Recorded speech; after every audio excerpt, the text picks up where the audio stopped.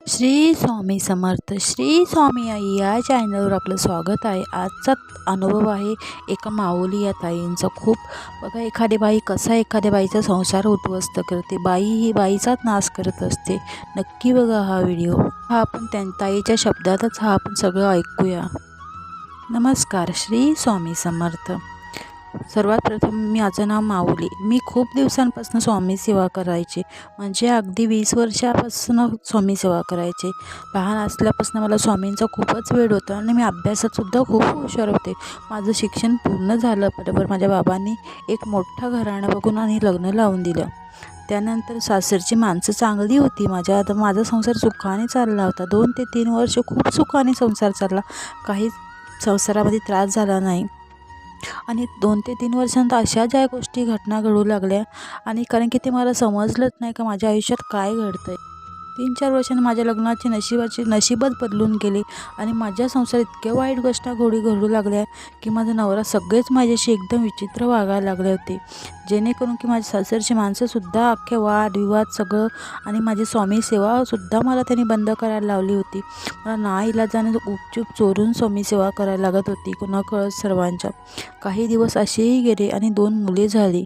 त्यानंतर सर्व वाईट घटना माझ्या आयुष्यात घडल्या. माझ्या पतीला वाईट नाद लागला, बाहेरची संगत लागली, बाईचा नाद लागला आहे.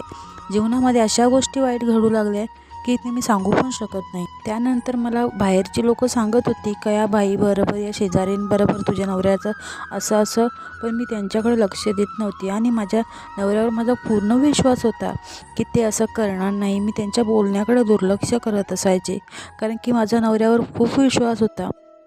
आणि ते जेव्हा मला हे कळालं आणि दिसून येईल तेव्हा मी ह्या गोष्टीवर विश्वास ठेवेन असं मी ठरवलं होतं. आणि जे घडायचं नको होतं ना, तेच माझ्या आयुष्यात घडलं होतं. आणि एके दिवशी मी हे कृत्य माझ्या डोळ्यासमोर बघितलं, तेव्हा माझ्या पायाखालची जमीन सरकली होती. मी ते काहीच करू शकत नव्हते. त्यांना इतका जीव लावला होता, त्यांना हवं नको ते सर्व बघत होते, पण हे कृत्य केले बघून माझं मस्तक फिरलं होतं. आणि मी विचार करत होते की हे असं करतील का. आणि त्याबरोबर मी स्वामींची इतकी सेवा, इतकी पूजा करते तरी मला हे फळ मिळालं, ह्यावर मला खूप वाईट वाटत होतं. आणि माझा विश्वासच बसत नव्हता की माझा नवरा अशा गोष्टी करेल असं. एका दिवशी एका रात्री ठिकाणी बसून मी खूप विचार केला. अधूनमधून मी स्वामींची मूर्तीजवळ घ्यायची आणि हात जोडायची की स्वामी, माझ्या आयुष्यात काय घडतं आहे, कसलं दुःख आहे माझ्या मागे, हे काय माझ्या संसारात तोडू नका स्वामी, असं स्वामींना मी प्रार्थना करून बोलायचे का स्वामी माझा संसार वाचवा, ही स्वामींकडे प्रार्थना करायचे. पण सांगू शकत नव्हते. विश्वास माझा बसलेला नव्हता. नको त्या गोष्टी घडत होत्या ना, हे मला कळत होतं, पण मी काहीच करू शकत नव्हते. आणि त्यानंतर थोड्या दिवसांनी निघून गेले आणि माझ्या सासरची माणसांबद्दल सर्व माहीत झालं. आणि त्यांनी मला सांगितलं का तुझा संसार आहे ते तुझं तू बघून घे. त्याने पण हात काढून घेतले यातनं. मला कोणीच मदत केली नाही. थोड्या दिवसानंतर माहेरच्या लोकांनासुद्धा कळालं होतं. बाबा आणि भाऊ माझे मला न्यायला आले होते.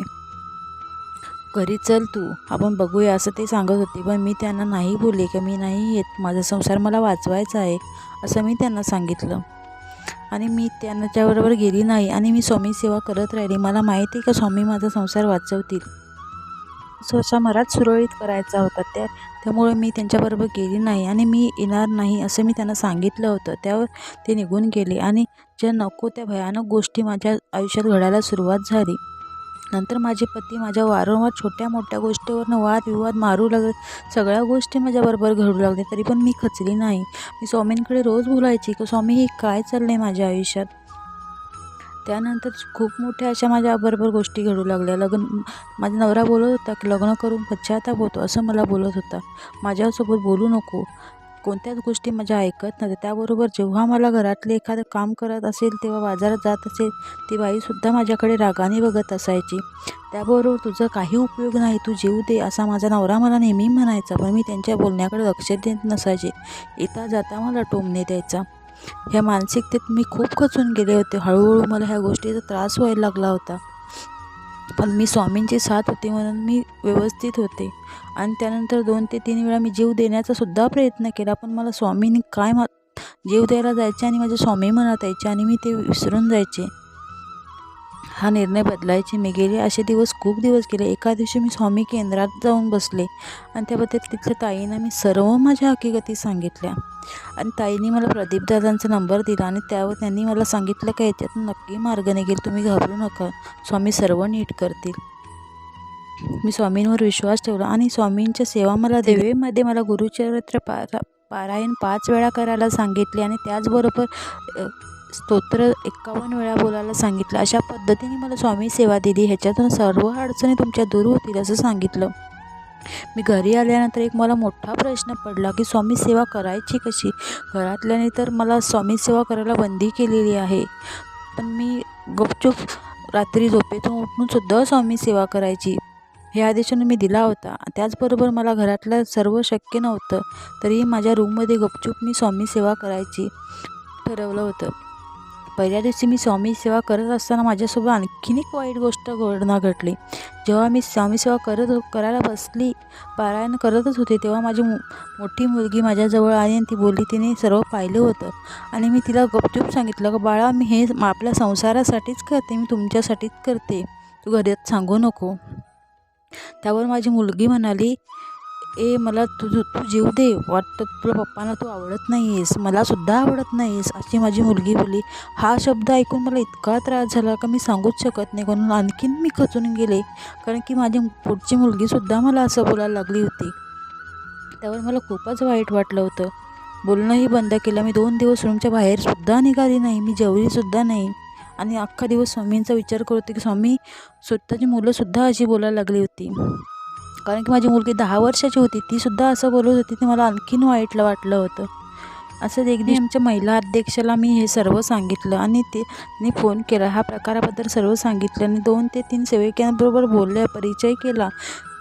त्यांनी सांगितलं की ह्या प्रदीपदादांनी जे सेवा दिल्यात त्या सेवा करणं नक्की तुमच्या आयुष्यात चांगलं घडेल असं त्याने सांगितलं. आणि मी घरी आले आणि खूप विचार केला आणि त्या सेवा पुन्हासुद्धा चालू केल्या. 51 वेळा स्तोत्र बोलले, पारायणं चालू केली. असे 3 वेळा मी पूर्ण केले होते आणि तिसऱ्या पारायण संपताच माझ्या जीवनात चमत्कार घडला. त्या दिवशी माझ्या आपली फसवणूक झाली हे माझ्या नवऱ्याला कळालं होतं. त्या महिलेने खूप जणांचे संसार उद्ध्वस्त केले होते हे त्यांना कळाले होतं, स्वतःची चूक काय होती ती. त्यानंतर त्यांनी माझी माफी मागितली की मग यानंतर असं वागणार नाही, माझं चुकलं असं पूर्ण हात धरून मला सांगितलं की मी याचं चुकलो, साप चुकलं. आणि त्यानंतर मी होती सर्व पारायण फुले. नवरा व्यवस्थित बोलायला लागला आणि घरातले सासरची माणसंसुद्धा माझ्याशी चांगले बोलायला लागली. नंतर माझ्या आयुष्यात सगळं चांगलं घडू लागलं आणि मला स्वामी सेवासुद्धा करायला सांगितलं त्यांनी. हे खूप मला त्रासदायक होतं, पण मी सगळं सोडून दिलं आणि माझा संसार व्यवस्थित, मुलं पण चांगली झाली, कारण की नवऱ्याच्या सगळ्या गोष्टी सुधारल्या होत्या. त्याने सर्व माझा संसार व्यवस्थित चालला होता. एका स्वामी सेवेमुळं सर्व माझा उद्ध्वस्त झालेला संसार स्वामींनी मला परत दिलेला होता. स्वामींचे उपकार मी कधीच विसरणार नाही. श्री स्वामी समर्थ. जय जय स्वामी समर्थ.